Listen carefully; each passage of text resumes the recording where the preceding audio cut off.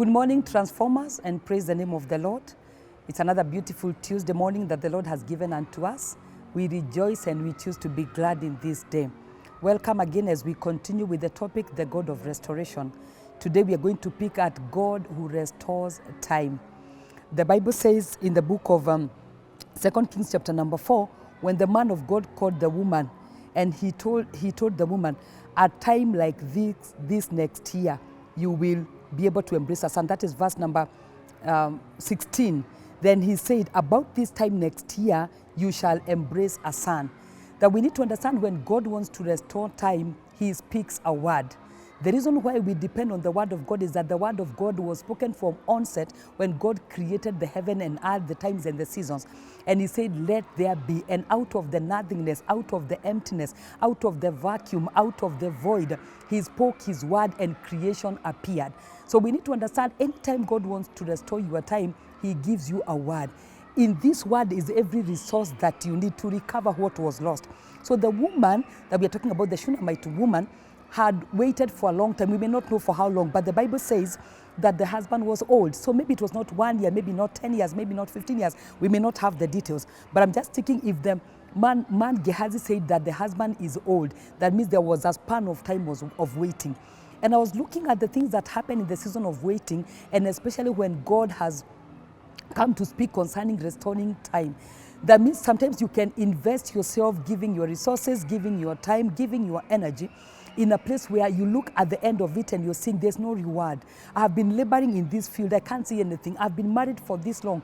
There are no children that are coming. I've been working for this and this project, but I don't see the fruit. That we need to understand that the investment of God has a reward that is tied to it.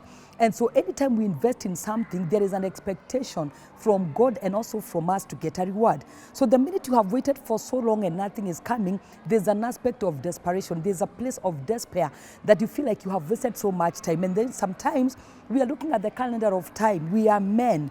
And you're looking at, I've waited for 40 years, I've waited for 50 years, 60 years, 70 years, even 5 years. That the magnitude of the wait is not only defined by the season that you are in, but also by the lack of productivity in what you've been waiting on God for. The book of Joel, chapter number 2, verse number 25, the Bible says through prophet Joel, and I will restore unto you the years that the locust, the cankerworm, the kinds of worms have eaten. So when God speaks a word, he says, I will restore. That means that he's taking up the responsibility of the lost time. He says, I'm going to restore the years, the span of time. He comes and repays you, number one, through his word, but also by giving you a reward of that which you've been waiting for, as we're going to see through this story in the scripture. The Bible says in the book of Proverbs 13:12 that hope deferred makes the heart sick. That in the season of waiting, you had hope. Maybe you were waiting for something for 1 year, 5 years, you are hoping it's going to come to pass, 10 years. Then after 20 years, you start losing count. You start giving up and you start acclimatizing with the situation or the circumstance that you are in. My prayer for you, if you are such kind of a person, under the sound of my voice this morning, may the Lord bring back hope through his word. For this is the hope that does not disappoint, that comes through the word of God. So anytime God wants to restore your time, he speaks a word. And now because God is God who commands time, it means that he's able to call forth the things that you lost, the years, the months, the time of investment, and he's able to pay you back, as we are going to see that. The Bible says in the book of Ezekiel, chapter number 37, verse number 11, according to the story of the man of God Ezekiel, when God took him to the valley of the dry bones. And he says, that which you see, the dryness of the bones, this is the state of the children of Israel. They say, our bones are dried up. Our hope is gone. We are in a desperate situation. And I can tell you sometimes in life, this is where we find ourselves, that we have waited for something for so long. Our hopes keep ebbing away day after day. You are so expectant of what God says beginning of the year. Then you're looking at the month of September and you're saying, God, when will it ever happen? You're looking at the people who went ahead of you and you feel there's a sense of despair. I pray that in the mighty name of Jesus, may there be hope rekindled through the word of God. And so the Bible says when the man of God says a time like this next year, so he called forth a season that was not there. Because the woman had waited for a while. The husband was old. I may not know what was not happening in their marriage. But when the word of God came from God through the man of God, the seasons shifted.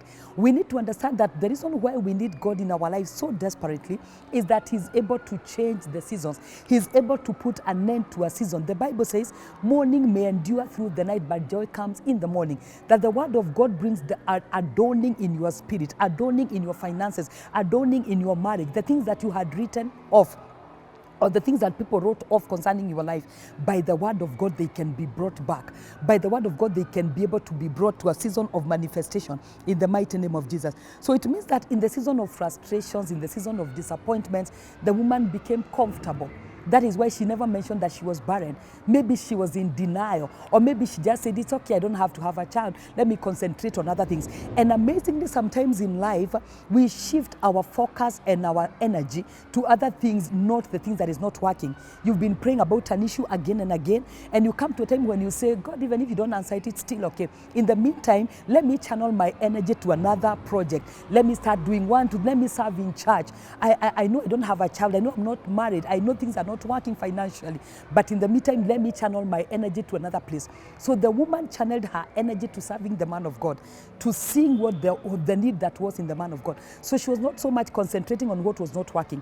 And sometimes it is just a defense mechanism that you want to defend your heart from heartache. And so you say, no, I don't, let's not talk about that. Let's not talk about marriage. Let's not talk about barrenness. And you assume that you are comfortable. The beauty about hosting God is that even in the things that we are comfortable with, that we should not be comfortable with, in the place of restoration, God is able to call them out. God is able to probe them in your spirit. God is able to awaken a desire in you. Whether you feel like you are ready for it or not, God is able to. So when the man of God says that at such a time as this next year, you will embrace a son, every resource that was needed for the womb to awaken again, every resource that was needed to make the morning of that womb to blossom was in that word. So when the word of God came and said, a time like this next year, everything that needed to align concerning the strength, concerning the vigor, concerning the seed, the awakening that was needed, the preparation of the womb. I'm reminded when the Bible says in the book of Hebrews chapter number 11 about the hall of fame, and the Bible says, and by faith Sarah's womb received strength from God. That means that when the word of God comes, it gives you the strength, the capacity, the grace that you need for the reawakening and the preparation of that ground that should be fertile for the word of God.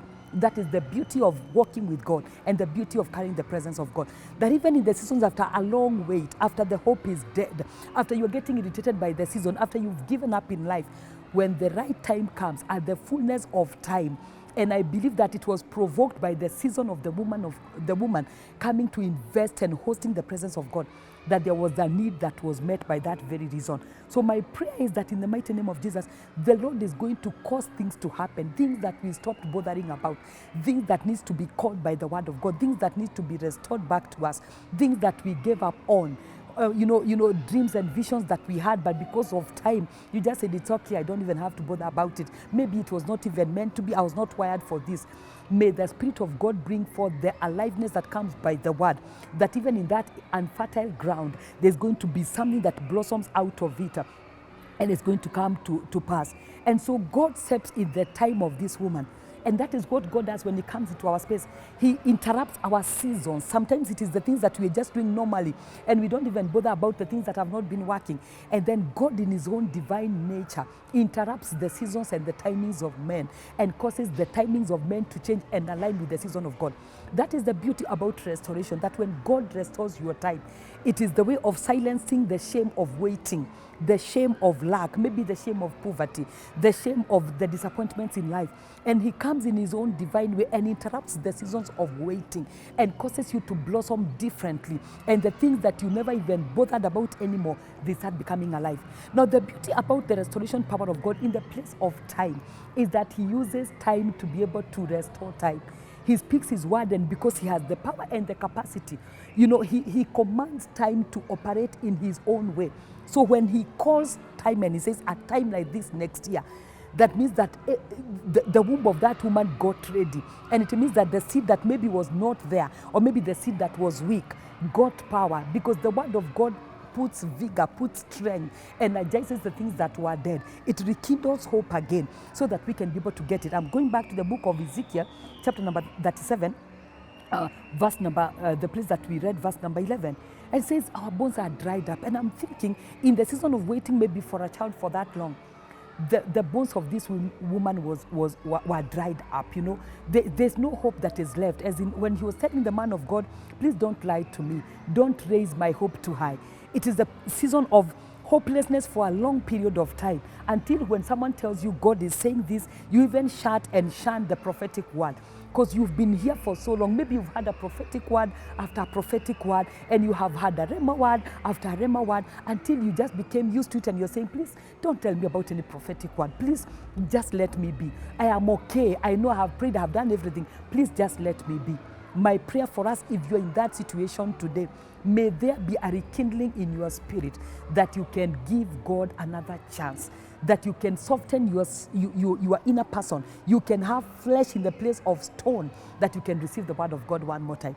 The beauty about the restoration power of God is that God is not defined by the perimeters of our calendars, that God can break the waiting season. God can do it suddenly. God can do it right now. God can do it today. But I pray that in the name of Jesus, when God does it, and as God does it, may there be a ground that is prepared for the sake of the word of God. So the woman says, please don't lie to me, man of God. I know, maybe just thinking, please, let's talk about something else. But the Bible says, at the time that God spoke that word through the man of God, it surely came to pass. Just like it was in the days of Sarah. Beyond her laughter, beyond the mockery of the season, at the fullness of the time, as God gave that word, the woman conceived and bare a son. And I can tell you, it was not even about the old age.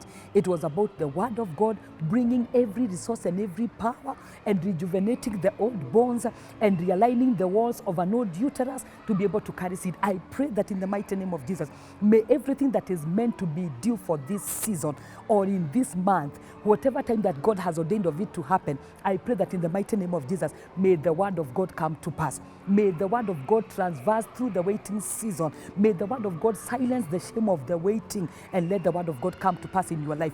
The Bible says that the word of God is exalted above his name. We need to understand that the word of God is God himself. Represented in the word is every capacity and every grace that is in God. So when he speaks the word, when he gives you a promise, when he gives you a word, he means everything that is in that word. When you get to a place of understanding that we are taking the word of God as it is, that we need to get to a place where we know it is not about the things that are happening or not happening. It is the word of God that brings a change in your life. It is the word of God that prepares the ground. It is the word of God that causes something to come back alive. It is the word of God that causes seed to get into your womb. It is the word of God. I'm reminded in the season of waiting, there's a woman in the book of Genesis, the wife of Jacob. And the Bible says that she got to a place where she was so desiring a child that she told the husband, give me, this woman was called Rachel, give me a child lest I die.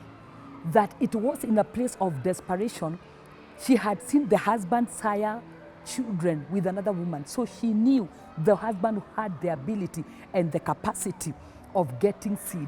But amazingly, it was not happening. So in the place of desperation, I think Genesis 30 verse number 1, and he said, give me a child or else I die. It was the shame of barrenness that she was fighting for. And so we get to a place where we understand it is God does not answer just out of desperation. God answers out of faith. So when we connect with the word of God by faith, we get to a place of understanding that everything that God has said, when there's room for us and there's faith, and even sometimes God goes beyond the faith that we have, we are able to conceive. So I pray that in the name of Jesus, may the Lord restore the time that has been wasted, the waiting season, the shameful season, the days of reproach. May the Lord restore you by giving you double honor in the mighty name of Jesus. He will answer by giving you that which you had lacked. He will answer by giving you peace. He will answer by giving you a song. He will answer by confirming his word. The Bible says he follows on his word to confirm it. May the Lord confirm his word in your life. May the Lord restore time by confirming his word that is God above time in the mighty name of Jesus. And even as we come to an end, I pray for you that today may you walk in the power and authority of the understanding of the word of God, that the Lord desires to restore your wasted years, that he does not want you to end in wastage. May the Lord restore everything that you have lost, especially in the aspect of time, in the mighty name of Jesus. Let's meet again tomorrow as we continue another aspect of what God restores in our lives. God bless you. See you again tomorrow and have a beautiful day ahead. In Jesus' name, amen.